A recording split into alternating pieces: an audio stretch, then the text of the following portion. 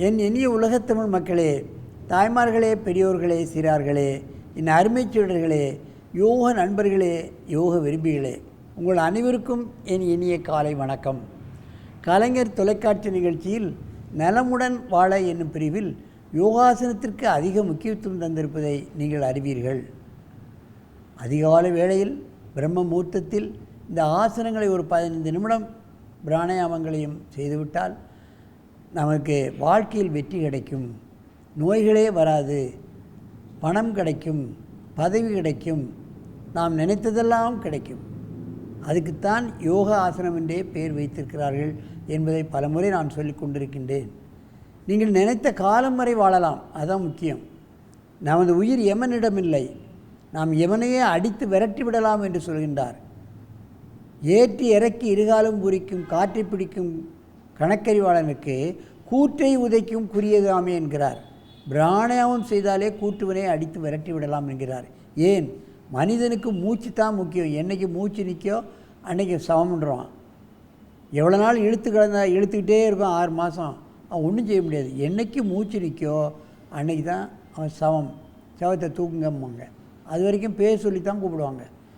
ஆகவே மூச்சு பயிற்சி பண்ண நமது ஆயுள் அதிகப்படுத்தப்படுகிறது என்பதை நீங்கள் தெரிந்து கொள்ள வேண்டும். அந்த நிலையில் இன்றைக்கு நமது அரங்கிற்கு இங்கே யோகாசன ஆசிரியராக இருக்கின்ற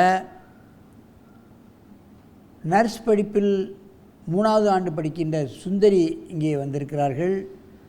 சந்திரேஷ் உங்களுக்கு தெரியும், அவன் எனது சீடர். அவர் வெகுகாலமாக பல நிகழ்ச்சிகளை தந்து கொண்டிருக்கின்றார். இங்கே பிரீதி, அவர் ஆண்களுக்கு கிளாஸ் எடுக்கிறார். எனது பயிற்சியாலையில் ஒரு ஆசிரியராக இருந்து ஆண்களுக்கு காலையில் 6 மணியிலிருந்து 9, மாலையில் 5லிருந்து மணி 8 மணி வரைக்கும் சின்சியராக 6 மணி என்றால் 6 மணிக்கே வந்துவிடும். 5 மணி இருந்தால் அதில் 1 நிமிஷம் கூட தாண்டாது. அந்த அளவுக்கு இங்கே பல காலமாக ஆசிரியராக இருந்து ஆண்களுக்கு சொல்லிக் கொடுக்கின்றார்கள். அவர்கள் இப்பொழுது கபோடாசனத்தில் ஒரு மாறுபட்ட கபோடாசனத்தை இப்போ செய்ய போகிறார்கள். வலது காலை மடக்கி இப்பொழுது செய்யுங்கள், பார்க்கலாம். பத்மாசனத்தை கலையுங்கள்.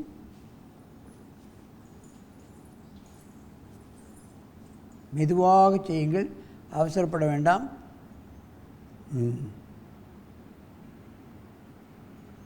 யோகாசன ஆசிரியர்கள் என்றால் சற்று கடினமான ஆசனங்களையும் செய்ய வேண்டும். பெண்களுக்கு ஆண்களை விட ஃப்ளெக்சிபிலிட்டி அதிகம்.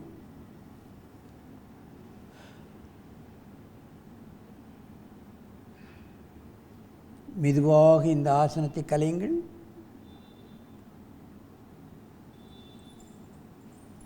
இடது காலை மடக்கி இந்த ஆசனத்தை செய்யுங்கள்.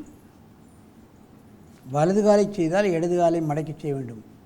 அதுதான் மாற்று ஆசனம் என்பது.